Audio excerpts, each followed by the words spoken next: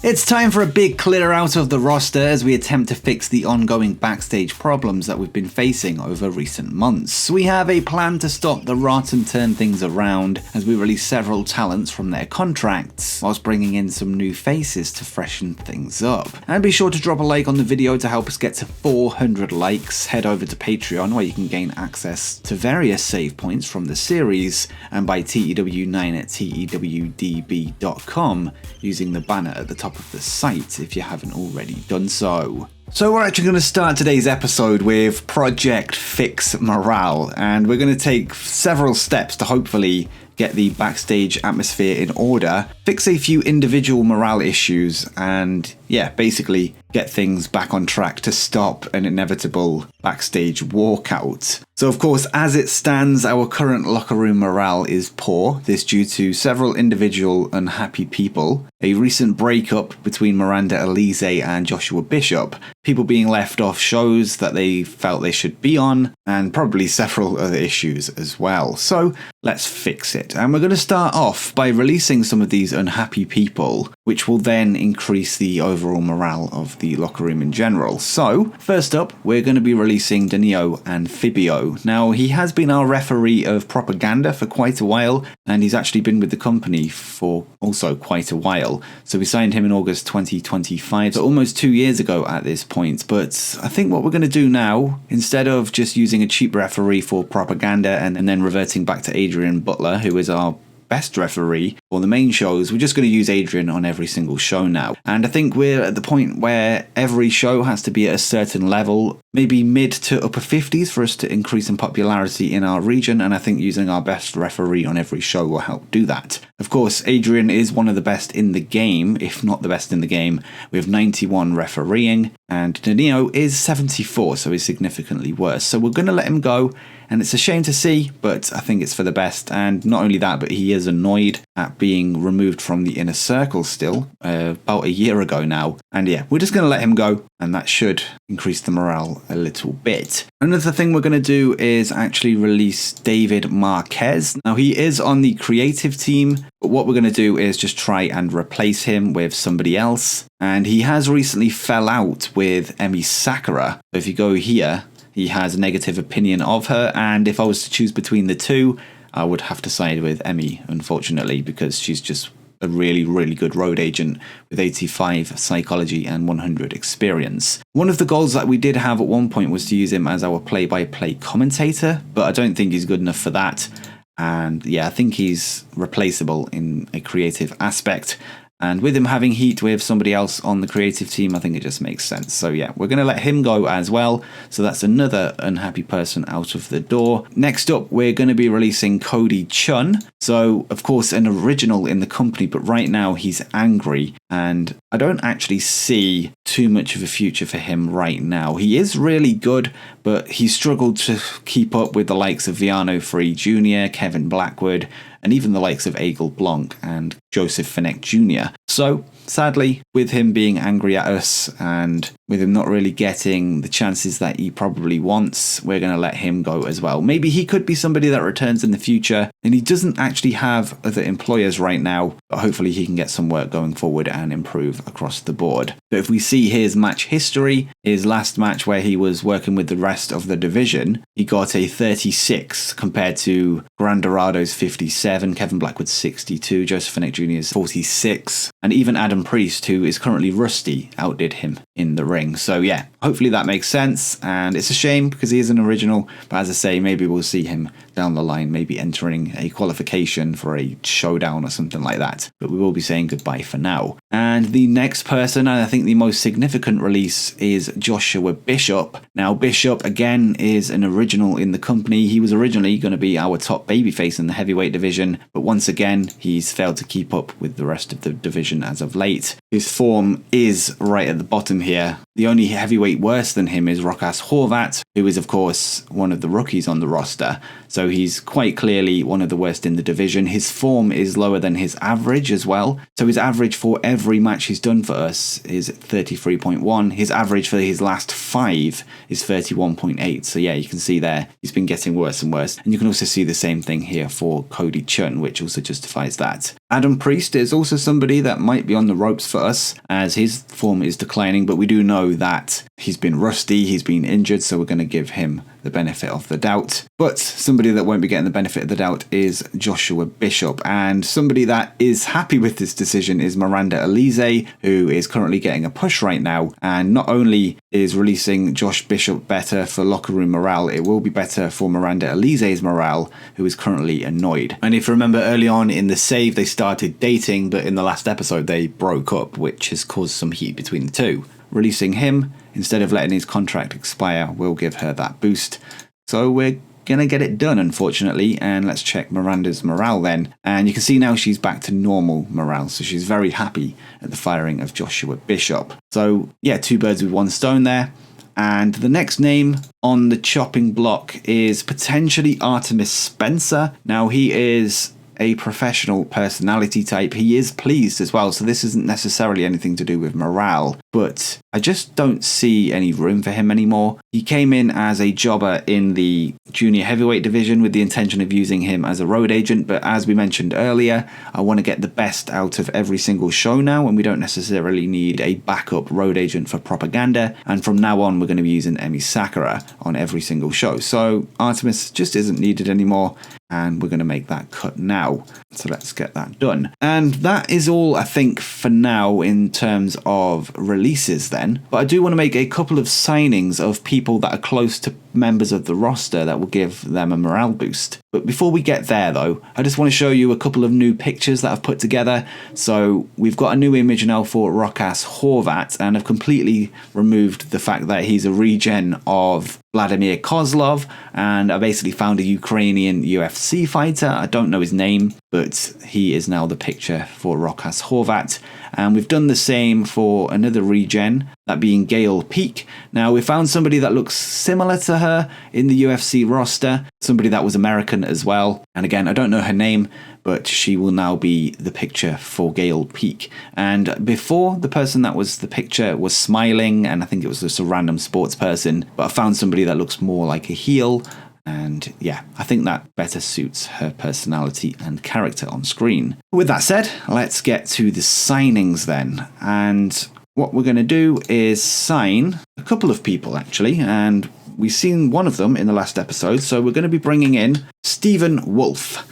Now, Stephen is the husband of Hyan, who is one of our best wrestlers on the women's division, but she is currently angry, and hopefully this gives her a nice boost in morale, which then in turn helps the locker room. So Stephen Wolf is going to be coming in on a 3-month deal, and you can see here that Hyan is happy about that. We did actually bring him in on a 1-night deal in the last episode because he turned up backstage and wanted to be used, and we ended up using him in a match against Viano, and he did okay. Let's try him out for a bit. And yeah, basically we're going to give him a 3-month trial and see how he gets on before potentially offering him a permanent contract going forward. So let's get that done then. And this would also prevent us from having to release him in 3 months' time if he weren't to impress as much as we need, as if we were to release him, it would upset Hyan and it would basically undo everything we've done and the reason that we signed him. So we're going to make that offer. And somebody else we're going to be bringing in is somebody that's close to Zeta Zhang, and that is Xia Li. Now, of course, she used to be in WWE. I believe she was released in real life not too long ago and finds herself now in TNA. And she's actually really good. She's got great stamina, solid basics, solid athleticism. I would say there is room for improvement, but I'm not sure whether she will go up because she's 38. But I would say she's worth bringing in just for that morale boost, as I say, on Zeta Zhang. And maybe that could be a potential tag team if we were to introduce a women's tag team division, as we already do have 2 men's belts. And I do get asked a lot about tag team titles, and I think if we were to do it, the first division that we'd add it to is the women's division. And what I'm thinking is a potential small faction with Xia Li, Zeta Zhang, and potentially Janai Kai as the leader. Yeah, that's what I'm thinking anyway. So that's what we're going to do. And you can see here Zeta Zhang thinks it's an excellent idea. So hopefully that gives her a nice morale boost. She does want $220. She's got quite a name value. As you can see on her profile, she's in the 30s when it comes to popularity in both Canada and the USA. So yeah, let's bring her in in. And once again, we're going to do it on a 3-month deal. And we're going to offer her $200 per show instead of the $220 that she's asking for. And she does want a higher cut of merchandise, so we're going to offer 5, how about 10? And how about 15? And yeah, she's happy to agree to that. So we're going to bring her in as well. So that will, again, please Zeta Zhang, who is currently angry. So we're going to see a boost to Haiyan and Zeta Zhang in the coming days. And for this to take effect for our next show then, what we might do is push back our shows by 1 week. So of course we need them to be 2 weeks apart to prevent any issues with attendance. But what I'm thinking is potentially moving it to the Wednesday. Actually, we can't. So you can see here that Eagle Blanc, Joseph Phoenix Jr. and Killer Kelly would be missing due to them working with WXW. About the 16th and the 30th then. I might actually just leave it. Yeah, I'm actually going to just leave it and get the signings probably confirmed after the show. Another thing we're going to do to boost morale is go into the backstage settings and provide catering for the first time. Now, I believe this is the cheapest of all of these options that include catering, masseuse, chiropractor, transport, etc, etc. And you can see here the backstage rules are having a positive effect on morale. With that said, you can see the locker room morale is still poor, but hopefully this changes by the time that our signings are confirmed. So we're going to get these done after the show, most likely. And that will also mean less people unhappy about being left off the show, if that is a problem. And on top of this, we're actually going to offer out a few contracts as well. So what I'm going to do is go through individually and see who doesn't want too much of a pay rise. We actually did this quite recently with a few people. So you can see here, Adam Priest signed a new contract at one point. And yeah, we're going to basically go through and offer new contracts to those that aren't expecting a massive increase. So Adam Priest here is currently on 50 and he'd want 60 to re-sign. I think we can probably get him on a new deal at 50 again. So he signed his new one 6 months ago, so it should give him a morale boost. I'm going to apply the template, say 50, a 3-year deal, and he does want the cut of merch, so let's find what he's happy with. And apparently his physical ability means he wants a reduced schedule, which is not a good sign. And that might be a sign that his recent injury has affected him massively. So if we do go into his skills, you can see here, yeah, his body is now 43%, which is not good. I wonder if that can improve going forward. You can see here he's considered quite banged up and it's having a negative impact upon his ability to perform. I wonder if we hold off then on a new contract and potentially even release him if his performances don't improve. Yeah, I think we're going to hold off on Priest for now. How about Adrian Butler though? He's on $250 per show and would want 400. How long does he have left on his deal then? July 2029. So he's still got 2 years left. So I think we're going to leave him. And I believe, yeah, he's not even unhappy anyway. So how about we just go through the unhappy people for now, and maybe even the people with normal morale, and see who we can offer deals to. So we'll start with any negative morale. And I think we're going to leave Haiyan because she is going to get a boost soon. Janai Kai is currently annoyed. She's on $100 per show and would want $100. So we're paying her exactly what she wanted. And yeah, let's give her a new deal and get that over the line then. And we're going to offer her a 5-year contract and see what she says. She does want travel paid for, and she seems happy to sign that without any merchandise cut, which is good. How about LJ Cleary then? So he would want $260 per show. Wow, okay. Is he unhappy? He is. He's angry. Would that mean he wouldn't even want to talk to us? Yeah, he's not even interested in talking to us. Okay, so how about MV Young? He's also angry. He probably doesn't want to talk to us either. Nope, he doesn't. How about Nicole Matthews? She's currently irritated. And how much would she want? She'd want $400 per show and is on currently $150. Her deal ends in 2 years, so I think we're going to leave that actually just less than 2 years. How about Trish Adora then? She's on $80 and would want $140. She is angry, which means she probably wouldn't want to speak to us. Yeah, that is the case. And Zeta Zhang is angry, but she shouldn't be soon once we sign Xia Li. So how about people with normal morale that we can push into the green then? So we've got Adrian Butler, as we've already seen. I think he's probably going to be too expensive.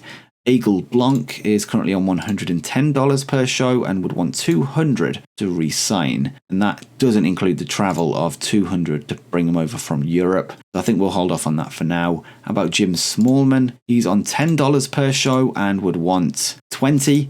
How about we give him a pay rise?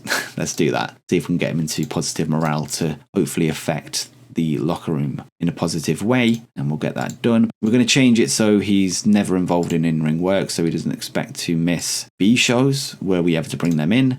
And yeah, we'll get that done. How about Kevin Blackwood then? He would want 270 and he's currently on 220. I believe he actually recently signed a new contract, but we're going to offer him a new one again and see if we can get him into the green. So we're going to offer him 250 on a 5-year deal. See what he says. So he wants a cut of merch. How about 10%? About 15, and he seems happy with that. Okay. Michael Dante, of course, is our character, so we can't even improve his morale. Elise is wanting 220 and is currently on 200, so I think we're going to offer her a contract and try and get her into that green after starting the episode in the red. So that'll be a good positive move. We're actually going to offer her a 5-year contract of 220, exactly what she's asking for, and she wants 15% of merch, so we're going to do that as well. What about Rokas Horvat then? Let's get him green morale. We're going to offer him a contract and we're going to give him the 30 that he's asking for, and we'll make it a 5-year deal just in case he gets really good. He is in the hot prospects on the creative screen, so hopefully he does.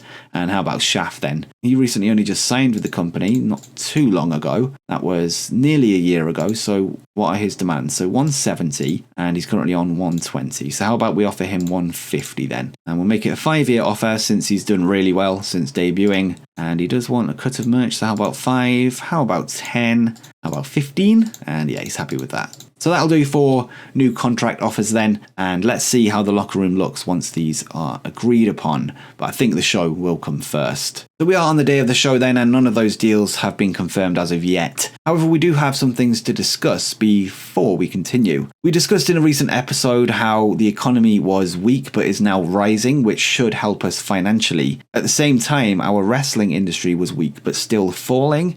However, it seems that things are looking up in terms of wrestling industry as well now, as that is once again rising. And another thing on this screen that I've been looking at is this screen here. This is the frequency of indie shows in each individual country. One for men's, one for women's. Now these indie shows are shows that aren't linked to any specific company in the game, but basically happen with anybody that's not under an exclusive contract. So there's multiple types of independent shows that can happen, and they happen in 3 sizes, so small time, normal and big time. So you can see here, small time shows are for only unemployed workers who do not have much popularity and are based in the region or at least a nearby one. Normal shows also allow workers who are under non-exclusive deals and increase the maximum popularity allowed. So yeah, signed talent that aren't exclusive can work these ones, and big time shows allow even more popular workers to be involved and allow workers from any region in the area. So these shows can bring anybody in from anywhere in the United States or whatever country it is, and they can work those.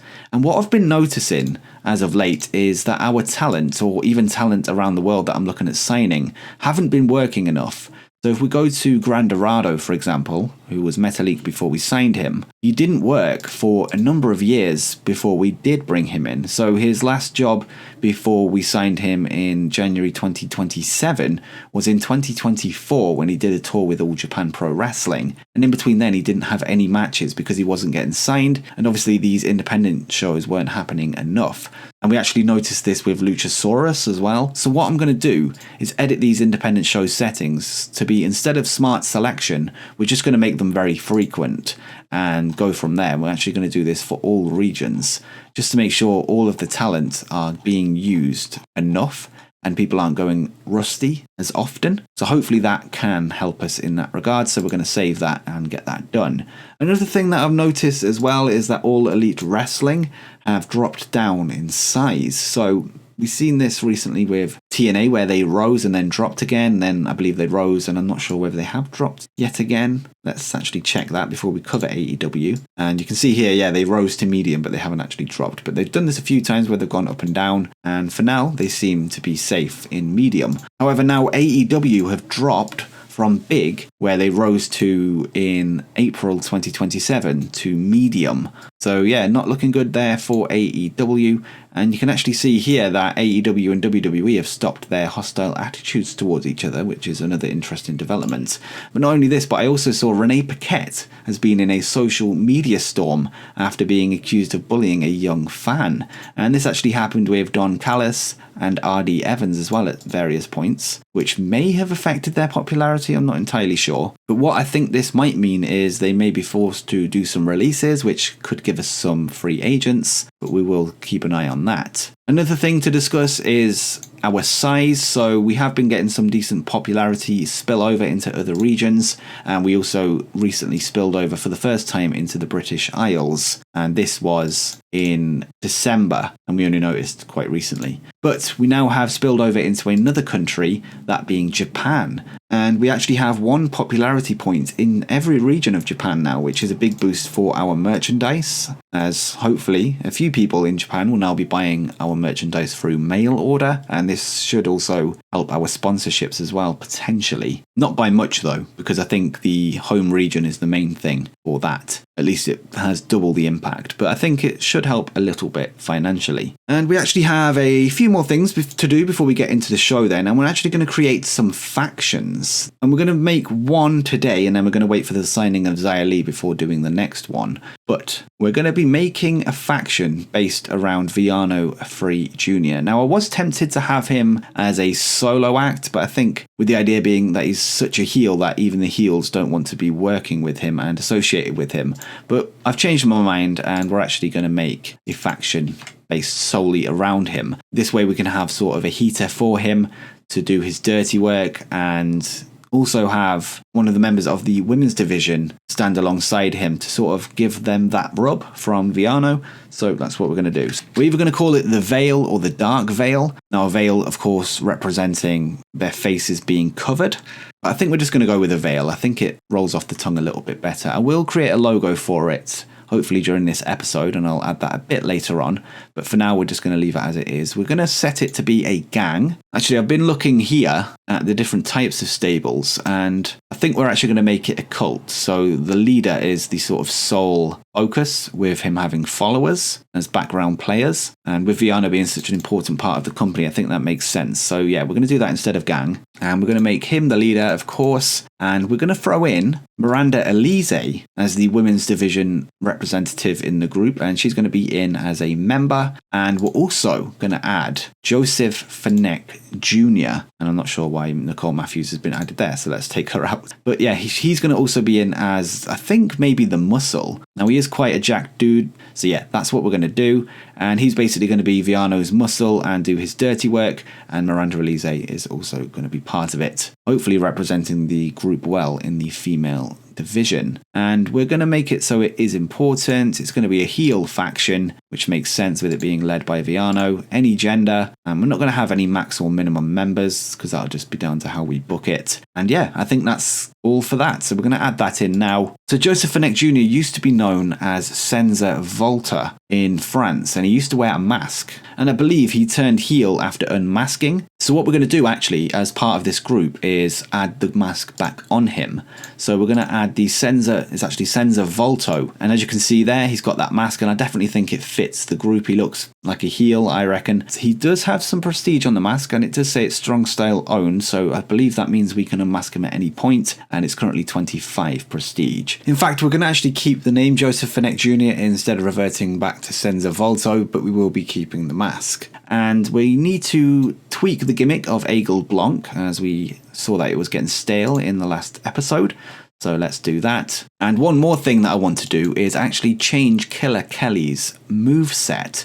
Now, she uses the super kick as her finish right now in the game, and I don't quite vibe with it. So we're going to change it, and let me just find where you actually do that. Just 1 second. Okay, I found it. It's there. It's ultimate moveset, which would, of course, make sense. Right, so what we're going to do then, instead of the super kick being her finish, and I believe this was her finish, the Strong Style Amsterdam, the original series, if I'm not mistaken. Now, I might be misremembering, but in any case, we're going to change it now to the curb stomp, of course. A move which the channel is named after, and the infamous moment at WrestleMania where Seth Rollins cashed in his Money in the Bank and curb stomped everyone. But with that said, we will be adding the curb stomp to be Killer Kelly's finisher now that she's part of Hate once again. So let's save that. And now I believe that's all for now in terms of admin. So let's, I guess, get into the show. And I've just gone and made a logo for the veil, and this is it here, and the backdrop has the X from Villano's mask as well. I'm not 100% happy with it, so it might change, but it will do for now. And we're not going to give anybody the night off tonight. It's come on, come all to Texas. For venue, we're going to once again use a generic one, and we're expecting 461 people tonight, which is pretty solid. And for broadcasters, we're going to be airing on Remix only, I think. And we're going to see how many viewers we get compared to last time when we aired on both. Now, was the increase in viewership because we were on 2 broadcasters, or was it to do with our popularity growth? That's what we're going to work out tonight. So let's do that. We're going to use this broadcaster and use this selection. Now, for the booking team meeting, remember we are down a David Marquez, so we're going to be generating slightly less than normal. And this one brought in a total of 87 creative energy, and we have a total of 158 to spend. Now what we're going to do is spend all of it on a character idea or character ideas, and we just got a near certainty there. This one's a big gamble. I think we'll just discard that one. It is for Miranda Elise, and we're going to bring in one more, which is a safe bet, and we're 2 creative energy short of one more, so we'll just leave it at that. As for locker room incidents, Wrecking Ball Legursky has turned up and requested to be allowed to hang out backstage. He's professional, which means we're probably going to let him in. Let's check out his skills though. He's actually not too bad in fundamentals and physicals, and yeah, decent brawler actually. He's not very good at performance skills, but has very good menace. Maybe he could be an option going forward, so I don't know, let's bring him in and see how he gets on with the rest of the locker room. Emi Sakura has been running drills with Zeta Zhang and Gail Peak. Apparently the pair of Kevin Blackwood and Joseph Finnick Jr. have been hanging out a lot recently, which is good. Zeta Zhang and Shaf have actually begun dating tonight. That should bring even more positive morale for Zeta, and Zeta was then actually brought to wrestlers' court accused of not joining up with the rest of the locker room, and it had a small positive impact upon Zeta, so yeah, double whammy tonight. LJ Cleary almost got into a fight, so just as things start to pick up with MV Young after damaging his rental car, and Emi Sakura responded with a stern warning, and it had a small positive impact upon LJ, and he's pleased at this action, and no response there from MV Young. As for addressing the locker room then, let's try and build some team spirit with team bonding and see how it goes. It might be risky with there being some unhappy people at the show, but we'll see how it goes. And it only served to create new tensions. Great. Let's continue. And actually, before we get into it, let's apply those character ideas. So I'm going to filter by any negative morale and see who's lacking momentum as well. So I'm not going to use it on Zeta Zhang because she's got her friend coming in, which should give her a boost. Trisha Dora is angry but has momentum. And Nicole Matthews is irritated but has good momentum. Is there anybody that is missing both? Actually, Hyan, although we are signing her husband. Janai Kai is getting a new contract, which should be enough to put her into a positive. I think we'll go with Trisha Dora, actually, and we'll do the one that's a safe bet. And that was a success. She's still angry, but has better momentum now. And we're going to go with Nicole Matthews as well, and use the near certainty on her, and that was a success, but she's still irritated. And before we book the show, we're once again going to bring in Scott Stanford on a one-night deal. And we're going to offer him $280 and see what he says, and he's happy to accept. And now we need to add him to the announcer's booth, and he will now of course join Emi Sakura. And Emi Sakura still doesn't actually have a colour commentary role, so let's see if we can finally talk her into it. I think she said no last time, and yeah, she's still not confident of herself, but she seems to be doing okay as it stands. But anyway, let's book the show. And we've got quite the night of matches tonight, with there being 5 main card matches as well as 2 dark matches as we continue to fight complaints about being left off shows. So let's break down what's going to be happening tonight. So the 2 dark matches will see Michael Dante take on Eagle Blanc, whilst Kevin Blackwood, LJ Cleary and heavyweight champion Ryan Davidson team up against Rokas Horvat, MV Young and Shaf in another dark match. We then open up the main show with Viano Free Jr. taking on Adam Priest in a non-title match, before we go to a Dark Alley vignette. Hyan then takes on Marty Bell, who we've picked up in the local workers section. Viano and then Finnick Jr. will then be seen backstage together before Miranda Elise takes on Nicole Matthews in singles action. This after last month they took part in the Women's Championship main event. where they both lost to Killer Kelly, with Nicole Matthews taking the fall. King Rex and Gran Dorado will then team up against Eric Hammer and Joseph Finneck Jr. This as King Rex and Eric Hammer continue to feud, and Killer Kelly will defend her women's championship in the main event against Trish Adora and Zayda Zhang, both of which picked up a win last month in a tag team match, being on the same team. So they have a title shot tonight, and let's see how it goes then. And that dark match did a 48 between Dante and Aigle Blanc, and it's actually Michael Dante that gets the win here after using a gore. I think this is fair enough, a former heavyweight champion picking up a win over somebody that's fairly new to the company, and they both actually did pretty well there with a 44 for both of them, with Killer Kelly doing some good work at ringside as well, giving it a boost.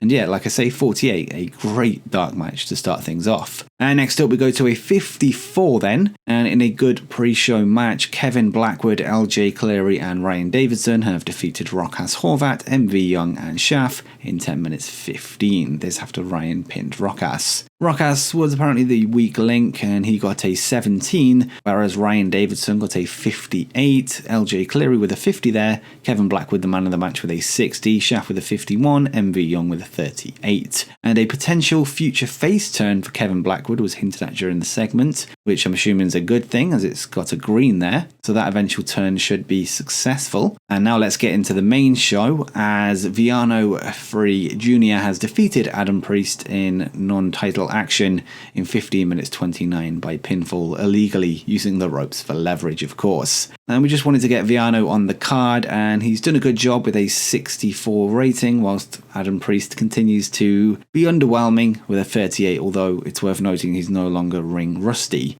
But yeah, he wasn't able to keep up with the champion tonight, in a division where at one stage he was one of our best wrestlers, but obviously the injury has halted his career slightly. But let's continue then as we start off with a 62 match.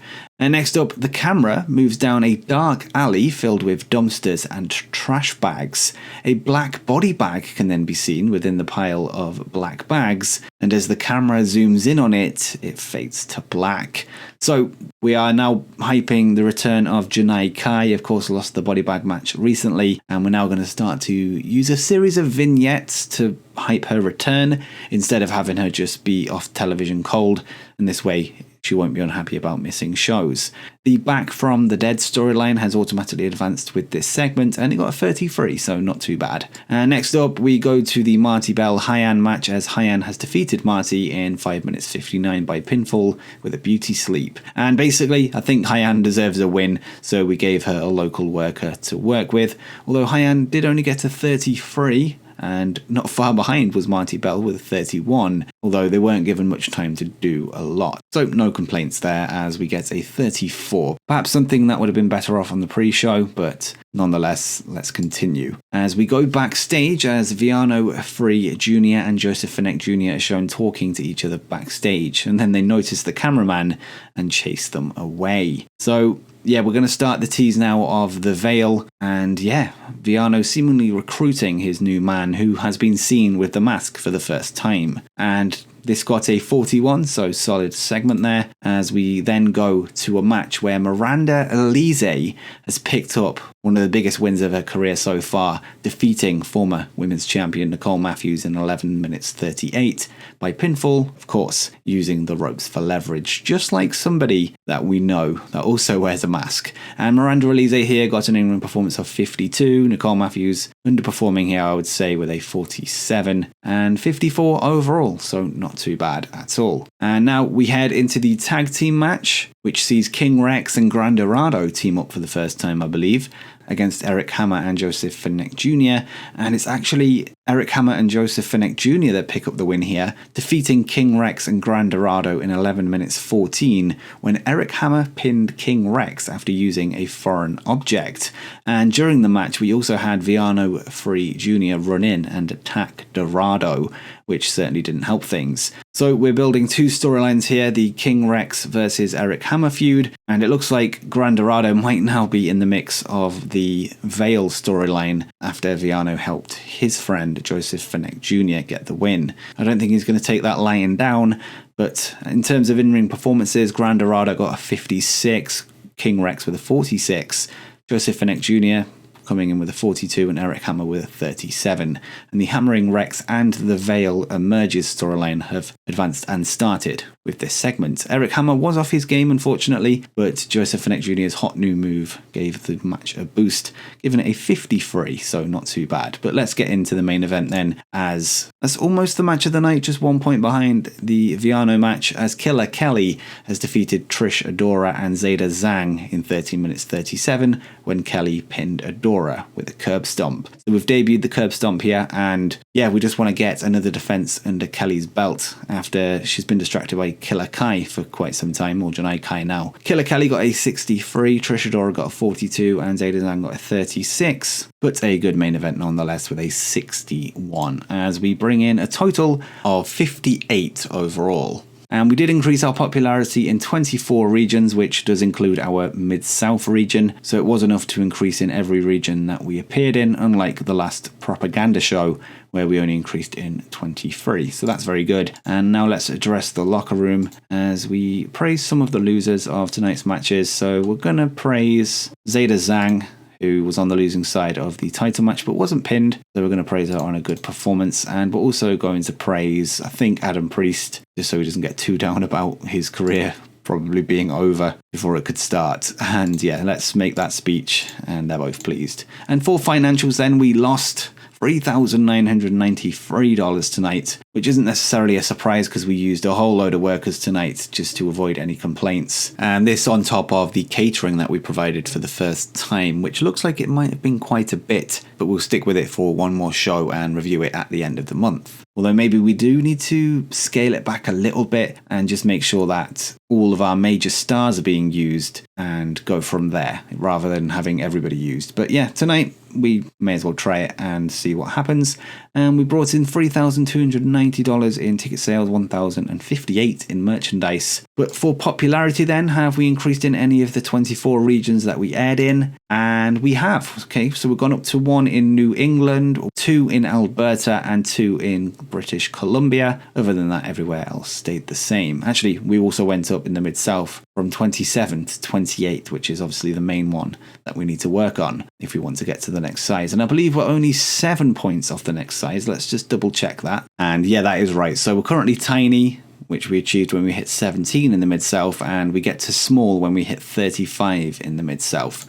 So yeah, 7 points away from that now.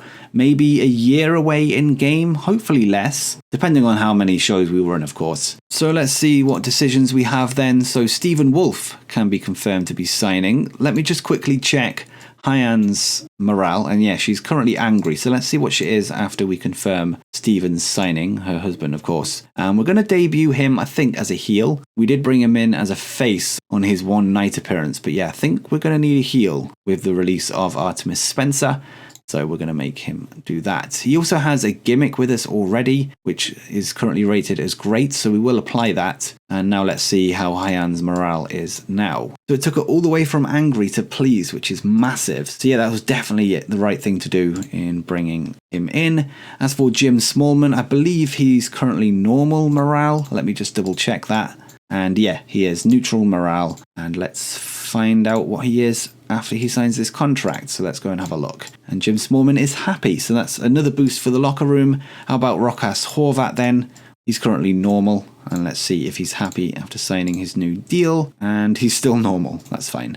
And what about Shaf then? So Shaf, I believe, was already happy. Okay, so he's normal morale. And let's see what he is after signing his new deal. And he's happy. So another boost in the backstage morale overall. Now let's go forward then and get the rest of these wrestlers signed. In fact, we didn't take a look at the viewing figures, so let's quickly go and compare Strong Style 36 to last month's propaganda. So Strong Style 36 brought in 4,731 viewers, with it just airing on Remix, whereas last month we brought in a total of 6,860. So it looks like there is a benefit of having 2 broadcasters at least. I wonder if it's worth testing 4 broadcasters at once and seeing how we get on there. I think that's actually what we're going to do. Maybe this will double. I don't know. We'll find out. So we'll sign those deals soon. But for now, let's continue and try and get all these contracts signed. And we can confirm that Shuhei Taniguchi, who we discussed in the last episode, of course a Strong Style original from the Amsterdam era, has retired from the wrestling business, sadly, and will no longer be doing any kind of work. However, we do have some decisions to make. So let's sign the contract for Janai Kai. Let's just check her current morale. So she is annoyed still. And will that be the case after we confirm her deal? And she's still irritated. Okay. But we do have 3 more contracts to sign, so let's go forward. And 2 of those can now be confirmed with Zaya Lee coming in. I don't think we can call her that because that is WWE owned. So we're going to have to use her independent name just to keep it realistic. But yeah, she is the friend of Zeta Zhang, who is currently angry. And if you look here, they have a deep friendship. So hopefully this will turn Zeta Zhang's morale around. Let's complete that signing. Zaya Lee has an alter ego that would normally be applied when joining the Strong Style roster. Would you like to automatically apply it? Yeah, so that's her actual name. Zaya Zhao or Zaya Chow, maybe? So yeah, I think we'll apply that. And now let's check Zeta Zhang's morale, which is now pleased. So that's amazing. A lot more greens than there was at the start of the episode anyway, let's put it that way. And a lot less reds as well with some of the releases. And as for Miranda Elise then, with the second last new contract, she's currently normal morale. That's after sacking her ex-boyfriend. And now let's find out what she'll be after signing her new contract. And she's still normal, which is fine. So we do have 1 more deal to bring in, and that's Kevin Blackwood, who is currently normal morale again. Okay, so that can be confirmed then, and he is still normal morale. But nonetheless, we've got a lot less reds than we did before. So if we go to roster, morale, any negative morale, we now only have 1, 2, 3, 4, 5 unhappy people. The Janai Kai is still irritated.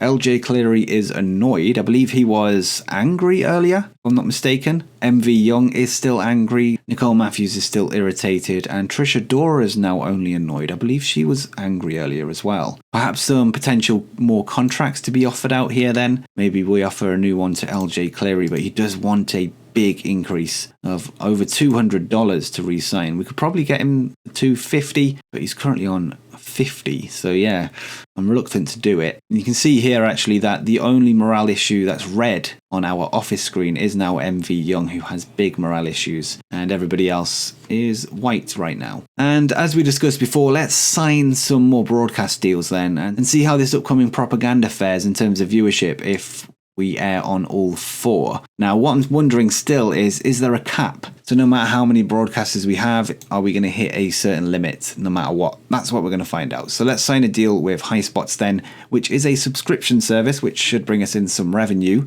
much like independentwrestling.tv did last month. And I think we earned about $500. In fact, we can log, $534. So I wonder if that doubles. Let's find out. So let's go to new deal, 4 events, and we're going to ask for 60%. We want 3 months.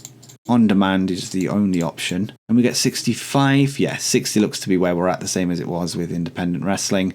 And let's propose that deal. And we're also going to sign a deal with YouTube as well and see how we get on there for viewership. And we're going to go, I think, late night seems to be the best option. And we're going to go 100% to company for revenue, even though we make no revenue. And let's propose that deal and get it done. Now, the next event is in 10 days, so I'll probably just sim forward to that unless anything else comes up. And we are on the day of the show, and we've just received an email confirming that Thunder Rosa is leaving AEW. Now, this is interesting because when I was looking through who's close with our current workers, Thunder Rosa's name did pop up. As she is a mentor of Janai Kai. Now, we're building a faction around Janai Kai, and Thunder Rosa would be a very interesting pickup. There is an issue though, as she's $1,200 per show, but she is one of the best women's wrestlers in the game. 40 years old, so it's probably slightly past her peak, but still, 52s across the USA for popularity, 89 safety, 89 basics, 82 consistency, and a lot of greens across the board, and even some blues. And yeah, she could be an option going forward, but we'd have to kind of see what our budget is. But now that we're growing across the world now, maybe we can just about afford it. But let's see what our finances are so far. And we're actually losing $2,415 this month. So I think we probably do need to be more careful about how many people work shows. And as I said earlier, maybe keep it to every major star works every show, and then chill out a little bit on the undercard. However, we are on the day of the show, so we will be advancing to book tonight's propaganda show. And once again, I think we're going to do some live booking and make some decisions as we go along, because once again, I don't have a card planned out. So we're going to bring everybody in for it though. So we do have everybody available. We're going to select the generic venue once again, and we're now expecting 538 fans in the building, which is great to see. As for broadcasters, we're going to be using all 4 and see how that fares in terms of viewership, and will it increase our popularity in other regions faster? Let's see. As for booking team meeting, we have a total of 106 creative energy, and I think once again we're going to grab some character ideas. This one's likely to succeed for anyone, and this one's likely to succeed for Junai Kai. Okay, interesting. And let's continue to the locker room incidents, and we once again have somebody turning up and wants to be used tonight. This time it's Clifford Sierra. He's $30 per show. He's actually really good. Look at those skills. Fundamentally and physically unbelievable. And it looks like he is a regen, so he spawned, well, not even a year ago on September the 29th, 2026. Okay, so the only issue is his personality, as he's a mercenary. Okay, so the worker is only interested in his own career and making as much money and gaining as much success as possible. He has a mildly negative natural impact on the backstage environment. So we do actually already have a mercenary in Gran Dorado, and he hasn't caused too many individual issues. He's got a slightly bad effect on the overall atmosphere. I think we're actually going to give this guy a shot tonight and see how he gets on in the ring. Has he had many matches recently, or is he going to be rusty? So he did recently work a match in May, but that was his last one. I say we just put him in a dark match and see what happens. We're going to offer him $20 instead of the 30 he asked for, and he has agreed. Okay, so let's see how he gets on. Emi Sakura is once again running training drills with Zeta Zhang and Gale Peak. Backstage gossip is that Junai Kai and MV Young have begun dating, interestingly enough. Hopefully that boosts MV Young's morale. Zaya Chow and Jim Smallman have been bonding recently, and that's all for that. Now let's address the locker room, and we're actually going to pull a rib on someone tonight, I think, and let's see who that is. Maybe even Clifford Sierra. Yeah, let's do it. A minor rib. It failed to provide any positive or negative effects at all. Okay, that's fine. Right, so we're going to book a free card match, I think, tonight. Try and just get all of the main stars on the show and try and keep the wage bill down and go from there. In fact, I think we're going to put Clifford on the main show. Why not? He is a hillbilly gimmick. He's 26 years old. He's going to be in the heavyweight division. Okay, so let's find an opponent for him. I'm going to put him in the second box there, actually. And let's go to search division heavyweight. Apparently he's a babyface, so we do need a heel. So we're going to go with Eric Hammer. He can squash him. And let's go 7 minutes. I'd say that's fair on Clifford there. Have Eric Hammer pick up the win. We're going to make it regular, as I think this will be the mid-card match. We're going to make it a clean win and a pinfall win. And we will have a distraction from King Rex on Eric Hammer. But despite this, he manages to pick up the win nonetheless. And that'll just continue that storyline. And also gets King Rex on the card. And let's go back to the matchmaker then and see what other major stars we have at the show tonight. So if we clear the filter again, we pretty much want to have all of these people on the show tonight in one way or another. So is there any tag matches we could potentially do? Maybe Killer Kelly teaming with Nicole Matthews. Yeah, I think actually that's what we're going to do. So we'll go to tag team match. We'll go Killer Kelly. And let's just go to women's division. Teaming with Nicole Matthews to take on a couple of heels. So obviously not Junai Kai, because she's not at shows at the minute. She's just running a series of vignettes. And we're going to put Gale Peak in there alongside what other major stars do we have? Miranda Elise. Yeah, why not? We'll do that. And we'll run this one for 14 minutes. I think this might be the main event. We're going to have Killer Kelly pick up the win over Gale Peak, so we could protect Miranda Elise. We'll make it all out, pinfall, clean. And yeah, we'll stick that in the main event then. And we need an opening match now. In fact, what we're going to do is make this Eric Hammer one on the pre-show and just make it a regular one.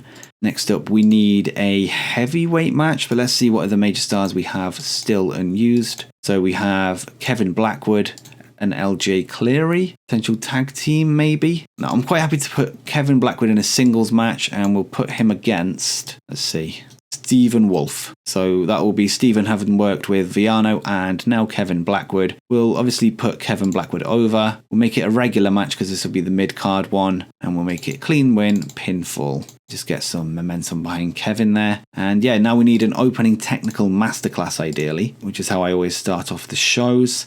And let's go to minimum 50 technical and see who pops up. Maybe even knock it up to 55. Okay, so Gran Dorado could maybe get a win here. And who could he face? We'll do Gran Dorado versus LJ Cleary. That'll be a big win for him. So we'll do Gran Dorado. That'll sort of move him right into the main event scene of the junior heavyweight division. Technical masterclass. Clean pinfall. So a clean win over a fellow babyface there for Gran Dorado. That should actually be a really good match. And we actually forgot to sign Scott Stamford. So we'll negotiate again. 280 for Scott and get that done. And I'm just going to go through again and add him to all of these matches alongside Emi Sakura. Okay, so that's done. And so he's in any future matches that we book tonight. Just in case, we will add him to this part as well. So that's 4 matches in total, 1 dark match. I think that's okay for matches. So the only major star that hasn't been used is Viano Free Jr. So I think we can stick him in a match.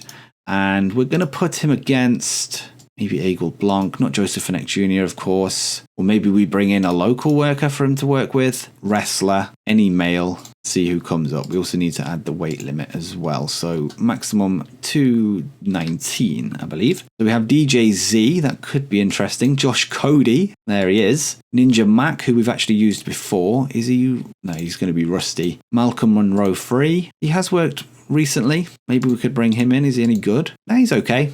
Yeah, let's bring him in. Why not? Is he a babyface? He's either. So yeah, we'll bring him in as a babyface tonight. He's very cheap, so that'll keep our costs down as well. And yeah, he actually wants that $40. So let's give him that. And let's book the match then. So Viano Free Jr. taking on Malcolm Monroe III. And we'll make this one 10 minutes with Viano getting the win. Clean, of course. We don't want him having to cheat against a local jobber. And we'll put it on the pre-show. Why not? And we'll put this one after the Eric Hammer Clifford Sierra. Actually, I want to make it a little bit shorter, maybe 8 minutes. And yeah, I think that'll do. I think that's all of our major stars on the show at least. Actually, Janai Kai and Ryan Davidson aren't on it yet. I think we're going to rerun the vignette from last time. So I'm literally just going to write in same vignette from Strong Style 36.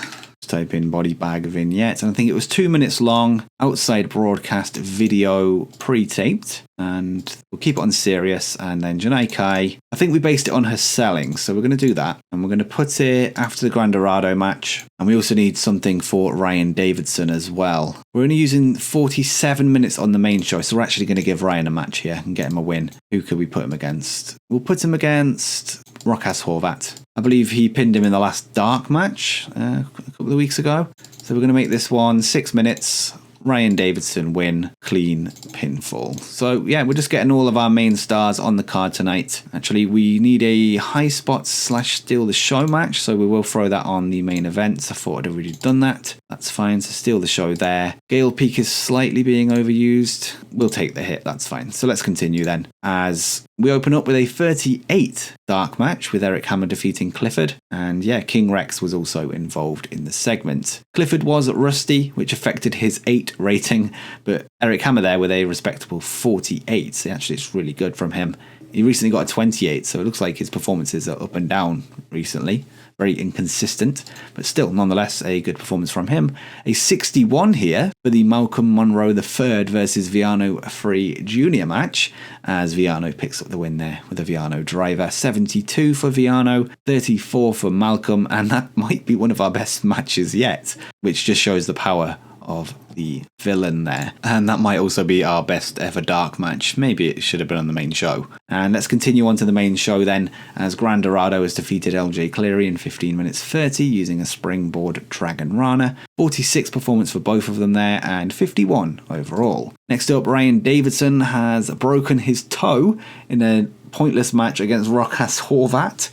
Hopefully he can work through it. I think he should be able to, but nonetheless, Ryan got a 54, Rokas with a 19, 44 overall. And Ryan was off his game, and I'm not surprised. But yeah, there's confirmation of the injury. The Janai Kai vignette got a 31. Kevin Blackwood defeating Stephen Wolf got a 63. So yeah, really, really good here. 2 great matches for Stephen Wolf, definitely carried by his opponents Viano and Kevin Blackwood on recent episodes of Propaganda. Kevin Blackwood with a 65, 45, which is very good there from Stephen Wolf. And he looks to be a good signing, not only in a morale standpoint, but also he's making a name for himself with solid performances, I would say, for a mid-carder. And in the main event then, we get a 60 rating as Killer Kelly has pinned Gail Peak after a curb stomp as we protect Miranda Elise. And Kelly was head and shoulders above everybody else, whilst Peak was the weak link. Peak got a 15, Elise there with a 55, who outdid Nicole Matthews, who got 48, and Kelly there with a 67. But let's see how this show did overall then. Did we get the mid to high 50s that we need to increase in popularity?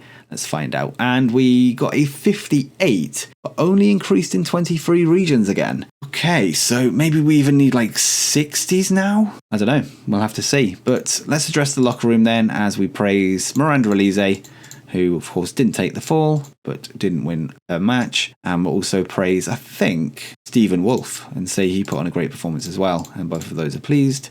As for injuries, Ryan Davidson is only out for 6 days and it can be worked through. As for financials, we only lost 1,251 this time, which makes sense. And for popularity recap, did we go up anywhere else in the world? And we did. Okay, so there's actually quite a lot of action here. We've gone up in Great Lakes from 4 to 5, same with Mid-Atlantic, 5 to 6 in the Northwest, and we've actually gained our first popularity points in Puerto Rico and Hawaii. The Maritimes and Quebec in Canada gone from 1 to 2, and we've gone from 1 to 2 all the way across the British Isles. So gaining a new fan base over there. Hopefully that can start to see us get some spillover into Europe soon enough, especially Western Europe, which is where our original home base was. And we do have confirmation that Gran Dorado or Metalik has signed a deal with Noah on a handshake touring deal. Hopefully that doesn't overlap with our schedule.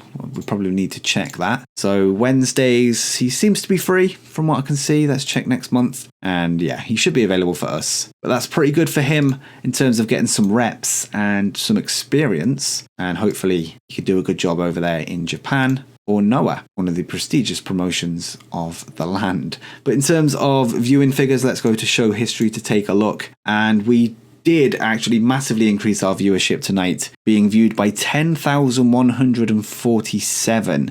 So if there is a cap that we've been talking about, we haven't reached it yet with these broadcasters.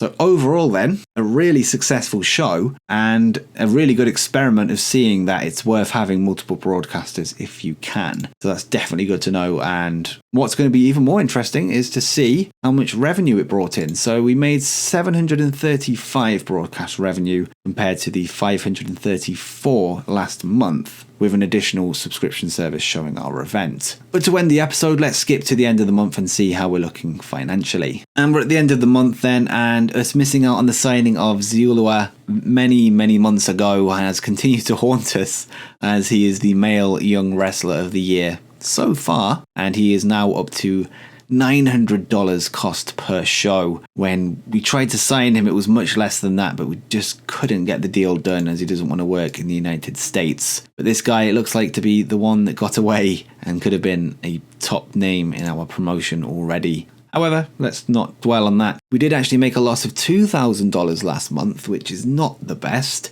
And yeah, I believe that's probably down to using almost everybody available on Strong Style 36. But it looks like we're going to have to tone that down just a little bit. And it might be worth turning catering off once again, but that's something we'll look deeper into in the next episode. As for the regional battle, we actually finished second out of 3. So it's gone back down to 3. It was 4 last month, so I'm not sure why. But yeah, there are no bonuses or penalties for this, so we're just as you were. However, we can now confirm that CM Punk has officially retired, and if we were to bring him in some kind of role, with him being 100 at colour commentary, wow, then it's going to cost us 2,000 per show, and he would also be a great on-screen character with 100 microphone, 96 charisma. And yeah, I think one to watch in the long term. I would love to bring Punk in some kind of capacity, but for now I think we probably have to hold off on that one. And we also have a couple of broadcast deals that are set to expire that we should probably sort out in the next episode,